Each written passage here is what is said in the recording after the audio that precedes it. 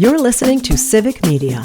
You can tune into any of our live shows on any radio station across the state with the Civic Media app. Find us in your phone's app store and listen anytime, anywhere. This is your WMDX Daily News Roundup for Mad Radio 92.7 FM and 1580 AM in Madison.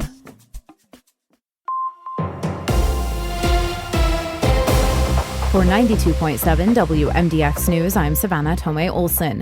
A majority of Wisconsinites support allowing election officials to process absentee ballots early. That's according to a new poll from the Bipartisan Democracy Defense Project. The processing of absentee ballots has become trickier in recent years, causing significant vote counting delays in bigger cities like Milwaukee. The poll found that 76% of Wisconsin residents support processing the ballots one day before Election Day. Some have claimed fraud when they see a big batch of absentee ballots added to the count late into election night. But that's not fraud, that's just what happens when poll workers aren't allowed to do anything with absentee ballots until polls open on Election Day. That's Wisconsin law. A bipartisan bill that would allow early processing passed the Wisconsin State Assembly in November, but earlier this year, Senate Majority Leader Devin LeMahieu said it didn't have enough votes in the Senate to pass. And at the Capitol, 3 lawmakers have introduced the first of its kind Wisconsin Legislative Asian Caucus. Madison Democratic Representative Francesca Hong says Asian American communities and their needs are diverse, and it's important that they meet those communities where they are. Hong is joined by West Allis Representative Angelito Tenorio and Madison Representative Renuka Mayadev in the caucus. Together, they're the first cohort of Asian American lawmakers to serve concurrently in the legislature. Wisconsin joins yet another lawsuit against the Trump administration. Attorney General Josh Kaul is one of 20 attorneys general suing over cuts to the Department of Health and Human Services. Kaul says the administration has cut funding required by law to support removing lead in Milwaukee schools, preventing maternal deaths, and educating young people about the effects of tobacco. HHS Secretary Robert F. Kennedy Jr., in collaboration with Elon Musk's Department of Government Efficiency, have collapsed the HHS's 28 departments down to 15. They also closed about half of the original offices and announced 20,000 of the 85,000 employees would be fired. Governor Tony Evers says the Trump administration has eliminated a test for bird flu, essentially decimated Head Start programs with no alternatives in place, and closed offices dedicated to mental health and substance use disorders. And an investigation into leaked documents from the Wisconsin Supreme Court didn't end up finding a source. Last year, someone leaked a draft order from the state's high court saying they would agree to hear a challenge to the 1849 abortion law. According to a new report, investigators interviewed more than 60 people and reviewed computer records. That report says the computer usage data between June 13th, when that order was drafted, and June 26th, when Wisconsin Watch published a story on the order, was missing. But investigators found no evidence of an external breach. And here in Madison, some of our bike and walking paths are currently under construction.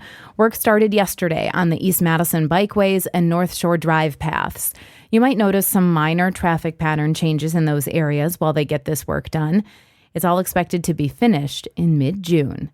And Madison residents avoided 15 tons of carbon emissions in April as part of an effort around Earth Day.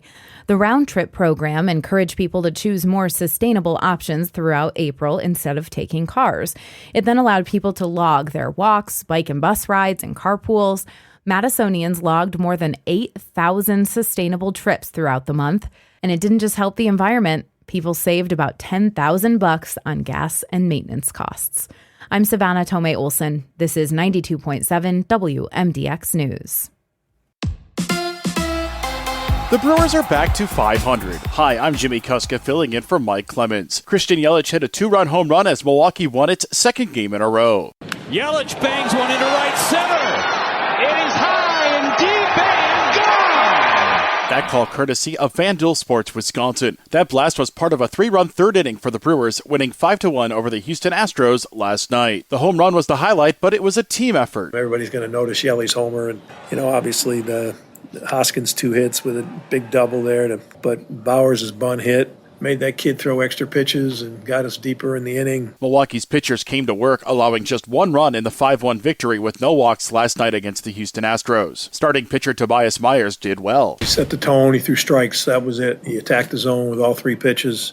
Never really got to his changeup much, but he attacked his zone. The bullpen didn't allow a run. Mears coming in the way he did, and Anderson facing the meat of the order in the 8th. That's kind of his first chance doing that, and I thought Piams and Koenig both threw the ball well, too. So good pitching performance and clutch hitting at the right time, and happy for our guys. That's Brewers manager Pat Murphy. It'll be the same 2 teams, Brewers and Astros, again tonight. The 2 teams wrap up their 3-game series tomorrow afternoon. 1 week from tomorrow, the NFL will announce its 2025 schedule. The Green Bay Packers will have 8 home games and 9 away games. In addition to the home games against the Bears, Vikings, and Lions in the NFC North, the Packers will play each team in the NFC East and AFC North, as well as Carolina, Arizona, and Denver next year. Filling in for Mike Clemens, I'm Jimmy Kuska with Civic Media Sports. On your entertainment beat, I'm Pete Schwaba. Sebastian Stan is probably the favorite to play Luke Skywalker in any future Star Wars production. Luke Skywalker himself, Mark Hamill, is in favor of Stan taking over the role. Hamill and Stan have discussed the idea, and Stan is open to it, but might have scheduling issues as he is set to star in 2 upcoming Marvel films. Not such a bad thing for an actor to have one foot in 2 huge universes. Here's one of Pete's picks. It's taken me a couple weeks, but I finally got to the theater and saw Sinners. It is wildly entertaining. From the script to the acting, set design, and music, Ryan Coogler's film is an absolute spectacle. Michael B. Jordan plays twin brothers Smoke and Stack, who return to the South after working for the Chicago mob. With their stolen money and goods, they open a juke joint in the country, which is descended upon by vampires. Word to the wise, if you see the film, stay through the credits because the last scene of the movie takes place after the roll. Curious choice, but nevertheless, absolutely check it out. The summer movie season has arrived and is off to a pretty good start if this past weekend was any indication. The film Thunderbolts opened in first place domestically with $76 million. The opening is impressive considering the characters in the film are not some of the more Marvel marquee names, according to Variety. Good reviews and a good audience score should keep the movie in theaters for a while and give it legs. Another film that has shown incredible staying power is Sinners, which finished number 2 this week, bringing in $33 million, which is only a 28% drop-off from last week's take, which was only a 6% drop-off from its opening weekend haul. Sinners also had excellent reviews and obviously great response from audiences. Finishing in the 3rd spot was the Minecraft movie, which also is showing some resiliency, bringing in $13.5 million in its 5th week. The top 5 was rounded out by The Accountant 2 with $9.5 million and horror film drama Until Dawn at just under $5 million. Have a great summer at the box office, everybody. Donald Trump was in the news this past weekend. No, seriously. The president claims he is going to save Hollywood and movies by imposing 100% tariffs on movies made outside the United States. There is a lot to be worked out, obviously, and only time will tell how this will be executed. According to Variety, the reaction in the Hollywood community was one of shock. This could affect or even kill a project by one of his own ambassadors to Hollywood, Mel Crazytown Gibson, who is planning to shoot his Passion of the Christ sequel in Italy. The president called movies being made outside our borders a national security threat, which exposed Americans to propaganda. The president was unclear if it was more dangerous than his own homespun propaganda. It's a good thing he's acting fast before the British thespian invasion overtakes our republic. For more showbiz fun, tune into Nightlight with me, Pete Schwaba, weeknights from 6 to 8 p.m. on the Civic Media Radio Network. Partly cloudy today. We'll get to 73 for a high this afternoon with wind out of the northwest at 5 to 10. Tonight, clear 50. Tomorrow, partly cloudy 71 on Thursday.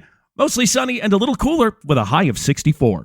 I'm meteorologist Sean Cable. Currently, it's 54.